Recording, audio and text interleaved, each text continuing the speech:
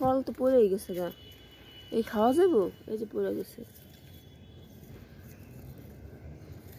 এই যে হালকা একটু করেছিল, থাকবেও না গাছে, একটু পাখিতে খেয়ে ফেলে একটু লাল হবে যে, এইসব কাছের পাকে নাই। এটা থাকুক, এটা হলো থাকুক, এটা ঠিক আছে, এটা ঢেকে রাখে কিছু একটা, পল্লি মুলি থাকলে কালকে বৃষ্টি হতে সব ভিজছে।